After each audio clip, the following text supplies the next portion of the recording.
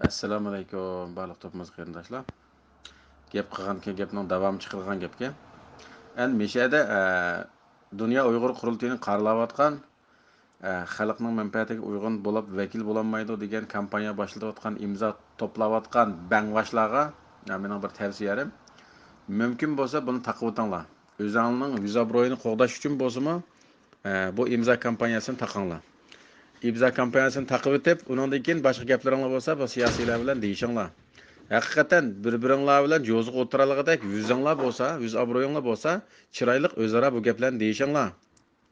Sizlar vakil emas deb sizlar e'lon qilasizlar, sizlar andaq bo'lsa vakilmi? Sizlar o'zingizning vakilligini o'tirib qo'yamsizlar.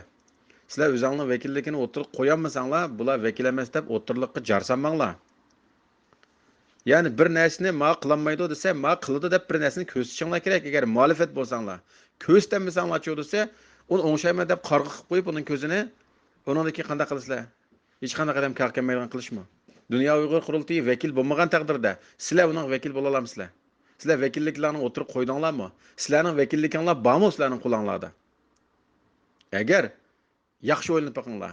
G'ulom Osmon apandi, Salih Xudoyor apandim, Umid Dilyar efendim, hemminglar o'ylash bakinglar.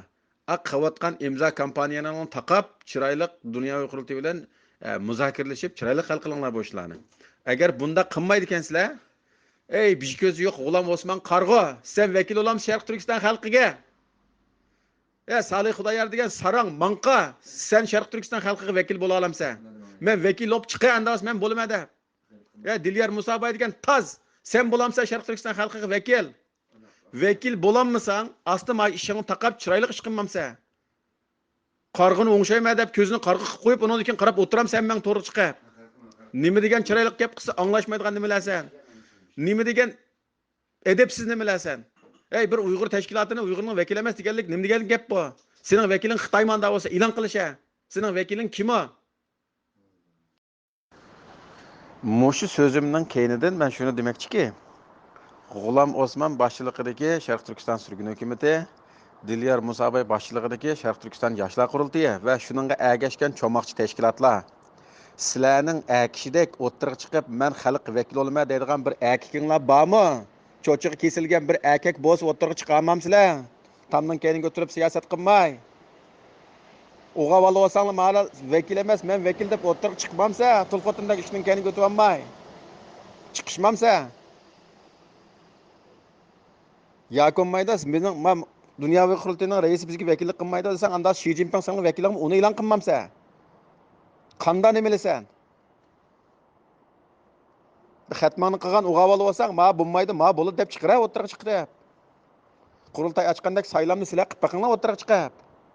Qurultaydagi 16 ministerlikni e'lon qilib, ma ishni qilyapmiz deb Uyg'urning holidan xabar, Uyg'ur uchun bir xizmat qilib baqinglar o'tirib chiqib. Facebookdan, WhatsAppdan boshqa chiqolmay o'tirib yapla. Aşında faaliyet qildigan ish bormi? Tulqotining o'zini tushunmanglar, tulqotin desak bo'lmaydi. G'ulom Osmon, necha yil bo'ldi senga prezident o'g'li? Nima ish qilding shu vaqtdan bu yoqqagacha? Bir davlat atlab Uyg'ur uchun bir manfaat qildingmi? 10 odamni Amerikaga olib yerlashtirdingmi?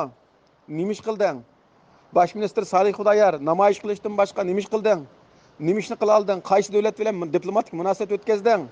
Sen bosh ministr bo'lgandan keyin ko'chada qildigan namoyishlarga aralashib olmaysan, bosh ministrdek cho'ng ishlarni qilmamsa, nima uchun qilmading?